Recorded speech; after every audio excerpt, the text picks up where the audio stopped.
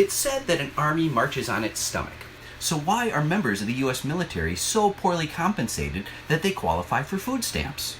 In a recent series, I talked about how Walmart intentionally pays workers so poorly that they qualify for government SNAP benefits, food stamps, as a way of getting the government to subsidize their workforce. Walmart workers need about $6 billion a year in government benefits to survive because the wealthiest company in America pays them so little. Time to unionize, guys. Several commenters drew my attention to a similar phenomenon happening in our U.S. defense establishment. The Pentagon's budget for 2023 is $797 billion. Newsflash, it goes up every year. That number is actually intentionally misleading because huge chunks of our military budget fall under other departments besides defense. The cost of maintaining the U.S. nuclear arsenal, for example, hides in the Department of Energy budget, not the Pentagon's. The U.S. has spent about $5.5 trillion on nukes just between 1946 and 1996, according to the Brookings Institution.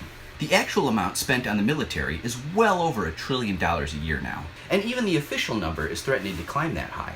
We spend more on our military than the next 10 highest spending nations combined. The combined military budgets of China and Russia are barely even a third of what the U.S. government spends. Before the war in Ukraine, the U.S. black spy budget was frequently bigger than Russia's entire military budget. So with all this money sloshing around, why do U.S. troops qualify for food stamps? It's because the lion's share of all that defense spending goes to giant corporations. It's another corporate welfare scheme. Big corporations are sucking that cash up for dividends and stock buybacks that fatten the investment accounts of the rich. Lockheed Martin, $64 billion in 2021.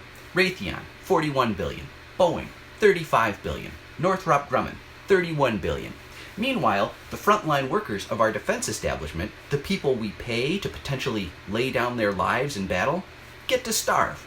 According to the U.S. military's own propaganda arm, also known as Stars and Stripes, more than 25% of active duty service members lack consistent access to enough food for their households. 2/3 of the troops struggling with this are ranked higher than E6, staff sergeants in the Army or Marines, or a petty officer first class in the Navy.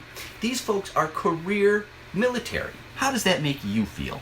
Our government loves spending money on the military, but is forgetting about the only part of the military that any of us actually care about. You know, the human beings, the people who are dedicating their lives to serving this nation, the ones we celebrate on Memorial Day, the ones who are willing to sacrifice everything for us, our fellow countrymen and women. It's a goddamn disgrace. Maybe it's time for U.S. troops to start a union too. Oh wait, turns out that was prohibited by federal law in 1978, around the time the draft ended and the U.S. moved to an all-volunteer fighting force. How curious. Well, what has been done can also be undone. Talking about stuff like this is why the military doesn't want service members on TikTok. That, and they're the ones who would be tasked with blasting us in the street if things ever got ugly. The government doesn't want the troops knowing what's up. This food stamp situation is one where calling your congressman and senator and barraging them with emails might actually get some results. There's a lot of money sloshing around the Pentagon, literally more than our government can keep track of. I think it's time they found a little cash for the men and women who matter most in the defense establishment, the actual people who run the whole damn operation.